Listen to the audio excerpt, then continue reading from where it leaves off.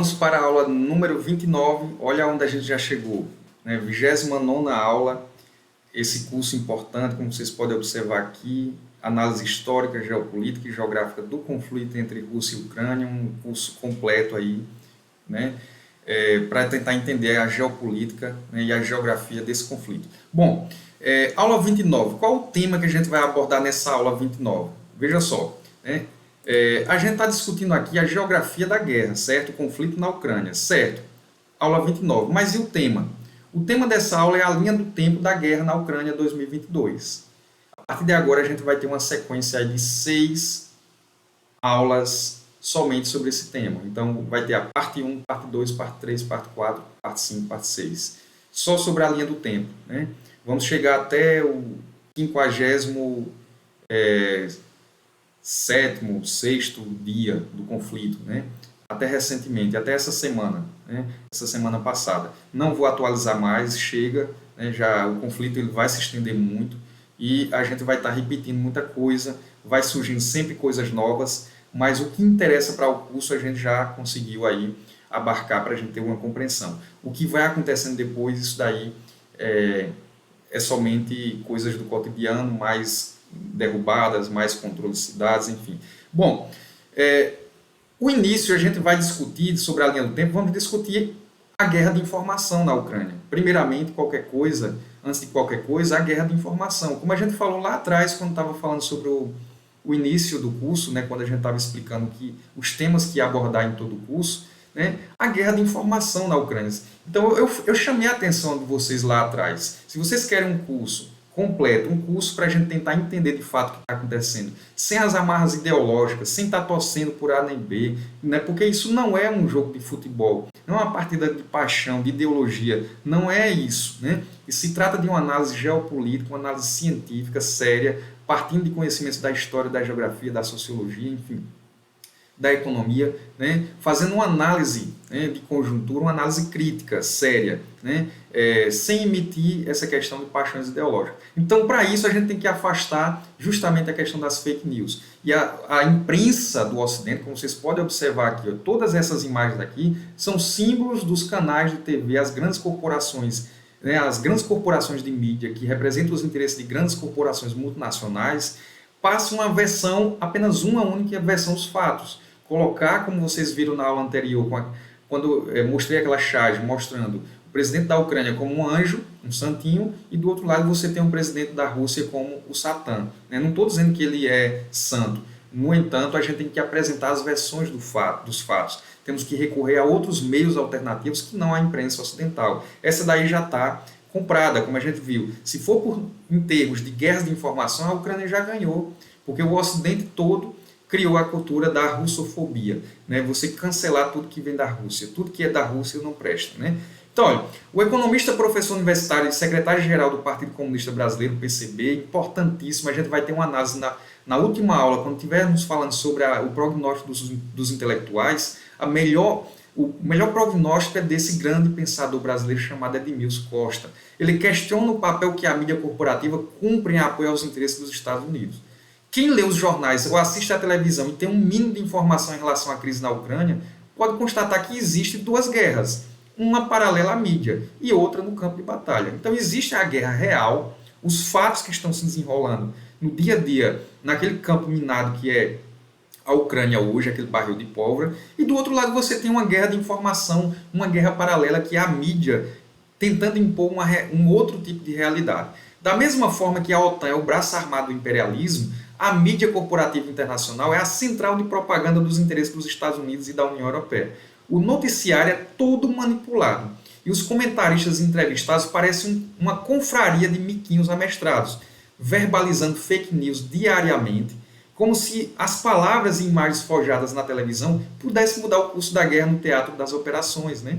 Revela um padrão de comunicação onde não existe espaço para contraditório. Ou melhor, só existe espaço para os press-releases da CIA e do Departamento de Estado. Isso daqui está bem claro. Olha. Não existe espaço para o contraditório. Eu vou mostrar um vídeo no final aí, pessoal, dessa aula, que vocês vão ficar horrorizados. Um próprio canal de TV, né, como esse daqui, olha, a Globo News, né, vai mostrar aí um embate, uma discussão dentro do próprio canal de um jornalista sério, né, que é Guga Chakras, né, um jornalista sério, um jornalista investigativo, né, um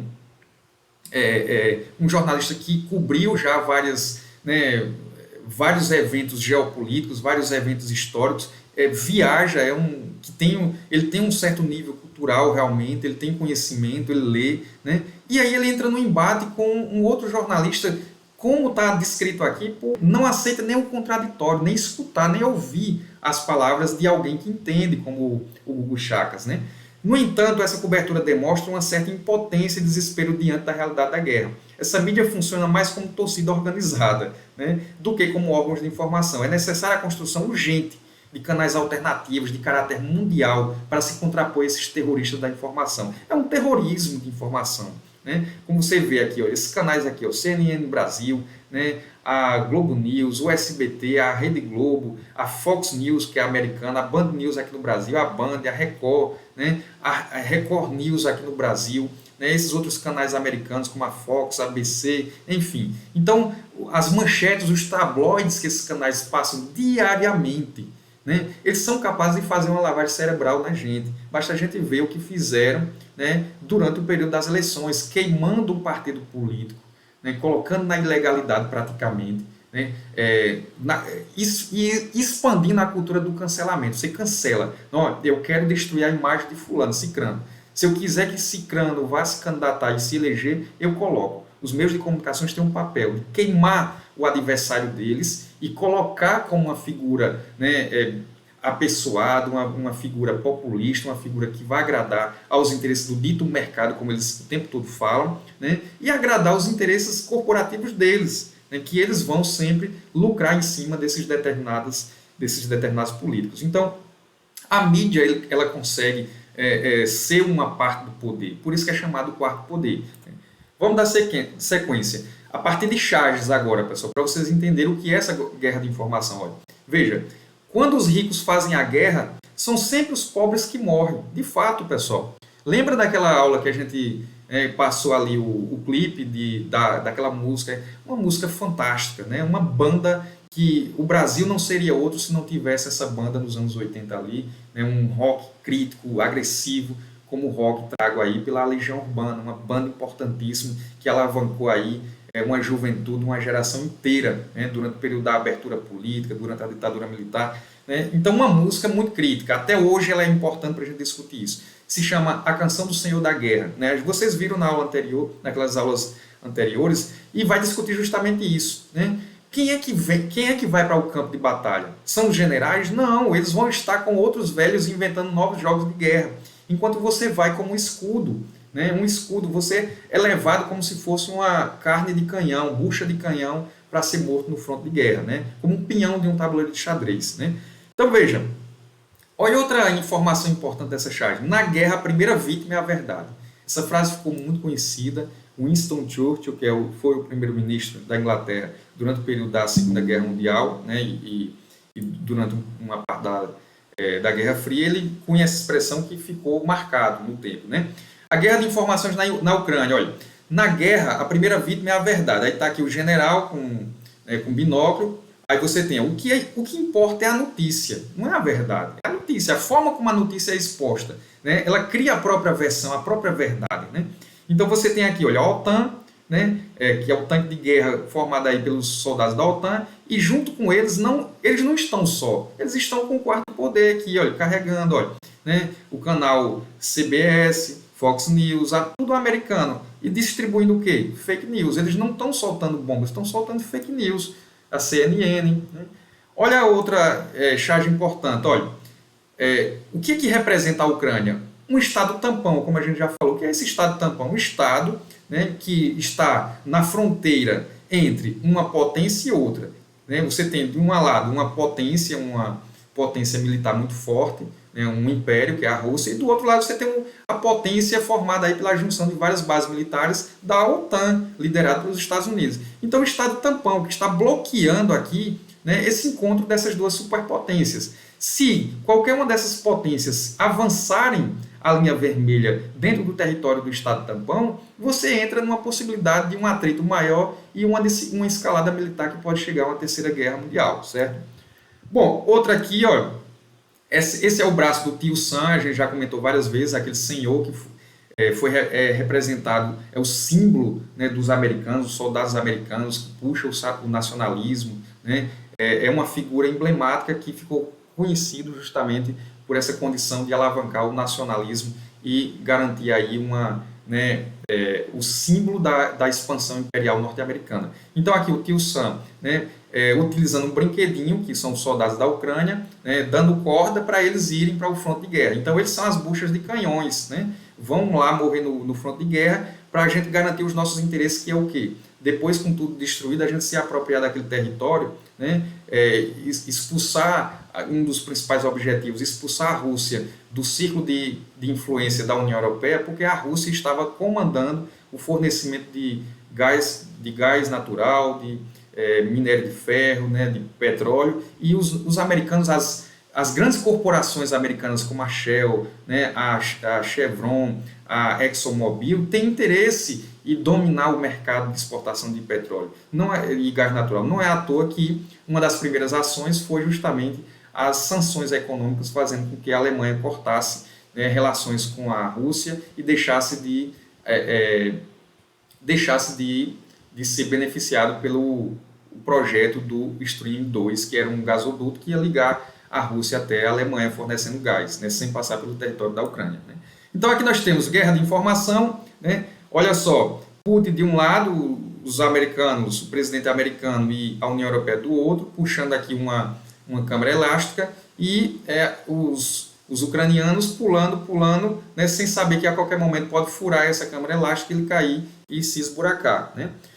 Outra charge bem interessante, pessoal, ó, aqui você tem uma corrida no espaço, olha, a Ucrânia que está aqui no meio como um satélite, é um país satélite, né, em que a União Europeia tenta puxar para a sua influência, né, isso demonstra, né, aquele interesse que a União Europeia, o presidente Zelensky falou várias vezes que iria se aproximar da União Europeia e pediu a entrada, né, na União Europeia e na OTAN, certo? Mas a Rússia tenta puxar também para a sua influência. Então, o Estado satélite.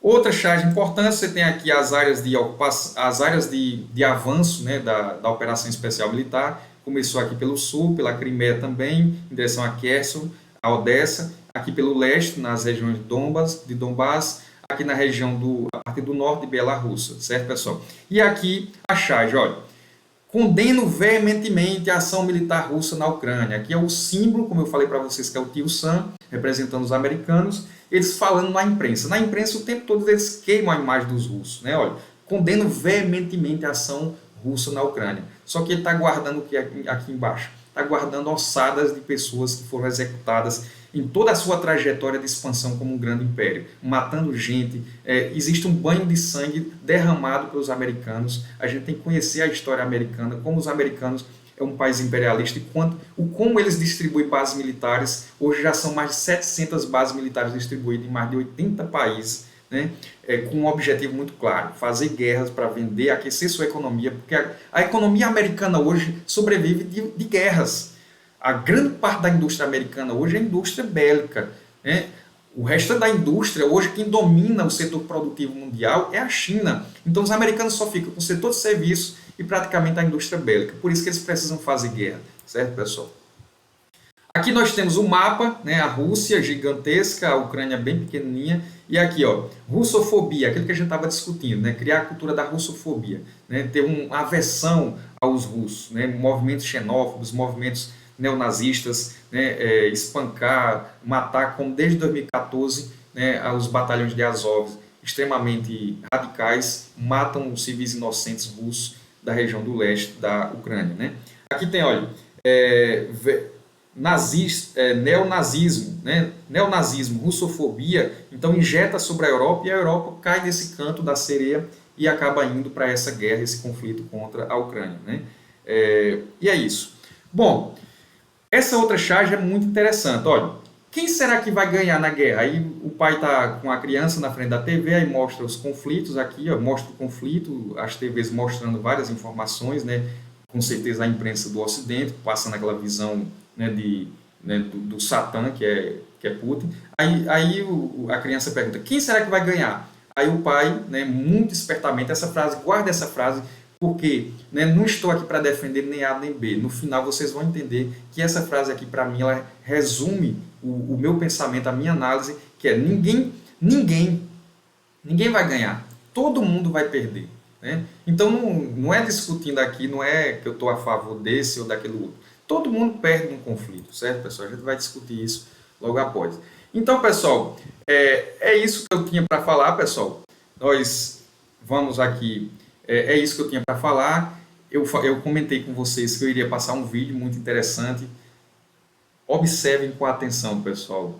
Dois profissionais da mesma, né, corporação da imprensa do Ocidente, que é a Globo News, né, a Rede Globo, que representa os interesses das corporações econômicas aqui do Ocidente, sobretudo de grandes empresas multinacionais aqui, americanas sobretudo, e por isso que passa uma versão totalmente deturpada dos fatos, mas tem dentro dessa grande corporação, tem profissionais sérios, pessoas que têm uma certa independência de análise crítica e intelectual e que têm conhecimento de causa, como o jornalista Gugu Chacas, né? E, pessoal, então acompanhe aqui comigo. Nesse momento agora vocês vão ter justamente o que eu estou acabando de falar. Não, eu ia só dizer, vou fazer um comentário que os países do leste europeu que entraram para a União Europeia ou para a NATO foi por decisão deles. Né? Foram votações, quer dizer, governantes que se elegeram pedindo para entrar na OTAN ou na União Europeia, especialmente na União Europeia. E por que eles fizeram isso? Porque a União Europeia é uma história de sucesso, está cheia de problemas, teve o Brexit, etc. Mas se você olhar a história da União Europeia, é um sucesso de crescimento econômico. A União Europeia passa por uma crise terrível ultimamente, gente. Não é à toa que a moeda derretendo, a Inglaterra saiu da União Europeia, né? Passa por uma crise de sucessão ali dos representantes, né, da União Europeia, passa por uma crise terrível, sobretudo agora com essas sanções econômicas, que virou um efeito bumerangue. Os países, os Estados Unidos, como grande líder da OTAN, coloca a União Europeia no fogo contra a Rússia, só que esquece que grande parte da Europa é refém de 40% de gás natural que vem da Rússia. Né? Então a Rússia praticamente fornece cerca de 40% do gás natural que eles precisam. Né? E aí a União Europeia passa por uma crise de abastecimento, né? A inflação está atingindo elevados índices de desemprego e não é uma história de sucesso como de democracia, de respeito aos direitos humanos, e assim por diante. Tem o problema da imigração, dos refugiados, etc. Mas quando você compara um dos problemas mais sérios é esse da imigração, pessoal. A xenofobia, a aversão ao estrangeiro, né? Uma questão muito grave e sensível, com problemas de direitos humanos, infringindo os direitos humanos com relação à questão da imigração, é muito forte. Né? É muito forte. Europa, antes e depois da União Europeia, é evidente que a situação melhorou de uma maneira exponencial. E é por isso que países como a Geórgia, a Moldávia, por exemplo, querem entrar na Europa, querem participar dessa União Europeia, Marcelo. Guga, por favor. Mas essa coisa de querer... Esse é o Gugu Chakra que eu estava falando para vocês. Veja a resposta apoteótica que ele vai colocar esse cidadão no lugar dele. Entrar para a União Europeia e para a OTAN, para esses países, Sardenberg, seguindo a linha liberal das relações internacionais, mas se você é realista, a pessoa tem que saber, é a Rússia que é a vizinha, a Rússia não quer isso, a Rússia é uma das duas superpotências nucleares do planeta. Você pode falar, a Rússia está errada, mas o mundo realista é assim. O mundo realista permite que a Rússia tenha poder de veto no Conselho de Segurança da ONU. Não permite que o Brasil tenha, não permite que a Ucrânia tenha, não permite que a Geórgia tenha, permite que a Rússia tenha bomba atômica, não permite que o Brasil tenha, não permite que a Geórgia tenha, não permite que a Polônia tenha. Então, veja, ele não está a favor da ocupação da Rússia. O que ele está querendo dizer? Né? Que a gente pode dizer que é errado, que a gente pode até dizer que condena o avanço, a ocupação da Ucrânia por parte dos russos. Mas o que ele está falando é, no real, o que é que está acontecendo? Na chamada realpolitik, o que é que está acontecendo? É a ocupação. Por quê? Porque a Rússia tem um poder para fazer isso. E dentro do poder de dissuasão na correlação de forças no mundo hoje, você tem países poderosos, tem o chamado grupo do G8, que são as 8 maiores economias do planeta, e tendo a Rússia ali entrando, porque é um país que desequilibra a questão da geopolítica global, porque é considerado uma das maiores potências militares do mundo. A segunda tem a maior quantidade de ogivas nucleares do mundo. Então, dentro da questão da real política, do real, do concreto, a Rússia tem poder para fazer isso. Por isso que ela faz parte do chamado das 5 cadeiras permanentes do Conselho de Segurança da ONU, ou seja, ela decide os rumos de conflitos, de promoção de paz, de cooperação, enfim. Então é isso que ele está querendo dizer. Ele não está defendendo a ocupação, mas ele está dizendo muito claramente que ocupou porque tem poder para fazer isso. O mundo já aceita essa força da Rússia. Você pode até querer entrar, e é um direito do país, mas você sabe que haverá uma consequência. Porque do outro lado você tem o Ariel que fala, que é aquele irmão fortão, não, amigo fortão lá que... E que vai acabar entrando em choque. A Sandra explicou bem mais cedo. Vai entrar em choque, é inevitável. A Rússia não vai aceitar. Vai fazer o quê? Guerra com a Rússia? Aí ontem estava o Roberto Godoy explicando submarinos nucleares da Rússia, a capacidade que ela tem de aniquilar o planeta Terra. Então é muito complicado. Quando os países têm uma força, e não diz respeito à economia, força militar, a Coreia do Norte, não dá para a Coreia do Sul, Japão entrar lá e derrubar o Kim Jong-un. Não dá. Por quê? Porque eles têm bomba atômica que ele pode acabar com Seul e Tóquio. Não tem alternativa. É assim que acontece. Então você tem que tentar alguma forma de acomodação. O Mersheimer, que é o principal teórico realista, em entrevista para New Yorker, ele falou, você pode até ser uma democracia liberal, vizinha da Rússia. Lembrando que a Ucrânia tem os oligarcas, sempre teve. Aliás, o Zelensky tinha um grande aliado, oligarca, que bancou a candidatura dele, não é classificado como uma democracia plena nem pelo Economist Democracy Index, nem pelo...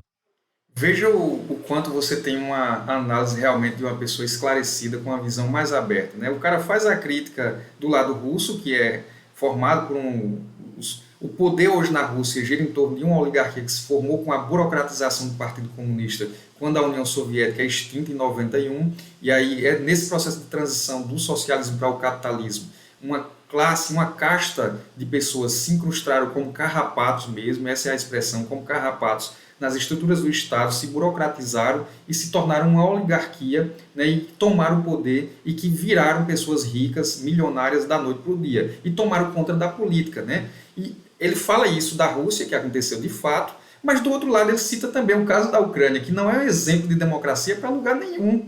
A Ucrânia hoje é formada por batalhões nazistas oficializados. Nenhum país do mundo hoje aceita. A Alemanha hoje veementemente luta contra isso. Se você for discutir bradar a favor do nazismo nas ruas da Alemanha, você vai ser execrado, vai ser preso, vai ter uma pena, né, seminal. E a Ucrânia faz isso abertamente, é um país que não é exemplo de democracia nenhuma. Ele está fazendo uma análise da real política, o que acontece de fato, né? Então, um jornalista de primeira, certo, pessoal? Essa é a questão. A Freedom House, que são as duas principais órgãos de monitoramento da democracia, mas que venha a ser uma democracia liberal no futuro. Isso não seria o problema se não tivesse a parte de querer ser da OTAN e da União Europeia, porque daí ameaça diretamente a Rússia. Os Estados Unidos, por exemplo, não quer que o Brasil tenha o 5G.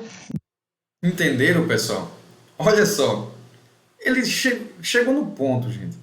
Isso não estaria acontecendo se o governo Zelensky, com aquela arrogância e petulância, como um miquinho amestrado que fica sendo um fantochezinho manipulado pelas forças da OTAN e dos americanos, não estivesse declarado que quer entrar porque quer. Ele o tempo todo quer porque quer entrar na OTAN e na União Europeia. Essa guerra não estaria acontecendo se ele não levasse esse perigo eminente, porque isso é um perigo, como a gente já viu nas outras aulas, é um perigo eminente que está sendo levado para as fronteiras, para as barbas do território da Rússia. E a Rússia é óbvio que iria reagir, né? Como aquela imagem, como a gente mostrou em outra aula, daquele leão que foi cutucado uma vez, outra vez, outra vez. Na quinta vez, como o presidente Putin falou com aquela resposta que colocou aquela jornalista do Ocidente no devido lugar dela, ora, vocês foram 1, 2, 3, 5 vezes avançando sobre o leste e quebrando aquele acordo que teve lá atrás, em 91, quando a União Soviética foi extinta, o governo Bush, ele, juntamente com o chanceler da Alemanha,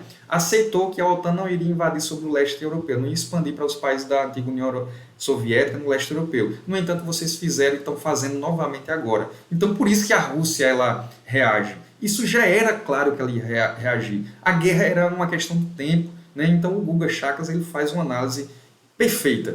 Da Huawei, da China. Por quê? Porque o Brasil afetaria a segurança nacional americana. O Brasil está na zona de influência dos Estados Unidos. Os Estados Unidos não quer que a China tenha essa força no Brasil. Os Estados Unidos derrubaram uma série de governos que ele considerava contra os interesses dele. Começando pelo Mossad aqui no Irã, o Arbenz na Guatemala, o Allende no Chile e muitos posteriormente depois disso.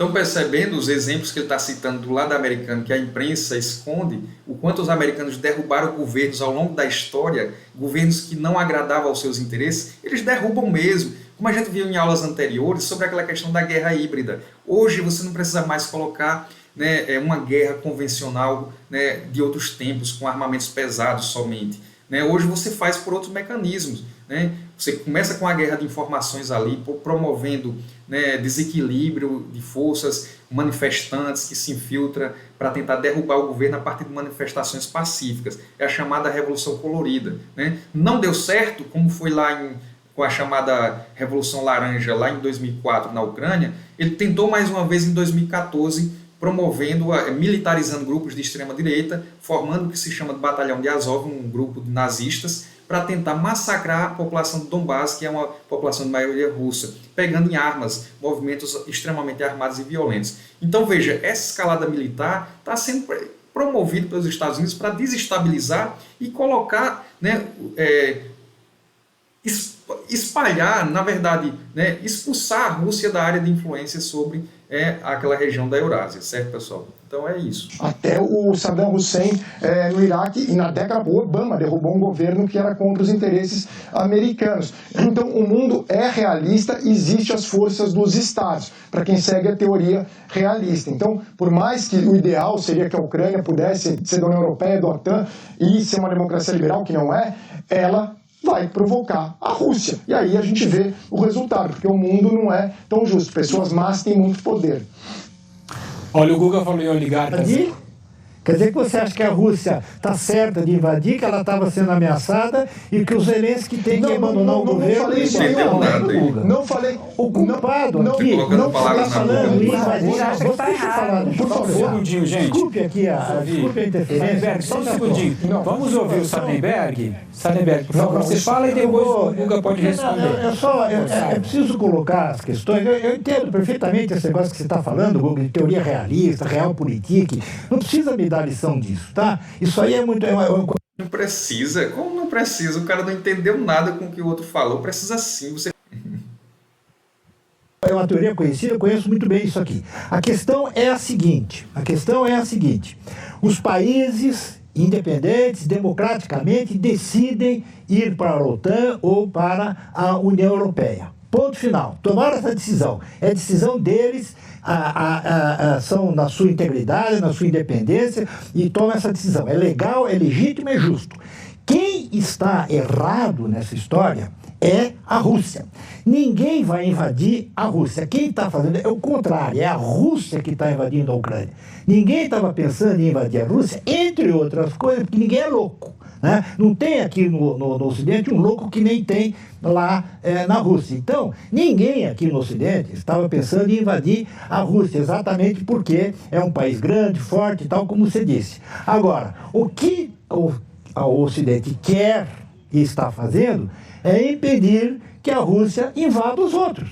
Não conseguiu impedir a invasão da Ucrânia, mas está tentando impedir a invasão da Finlândia, da Geórgia, da Moldávia, etc. Por quê? Porque os povos desses países, democraticamente, não querem participar dessa relação com a Rússia. Por favor, vamos ouvir o Guga agora, então.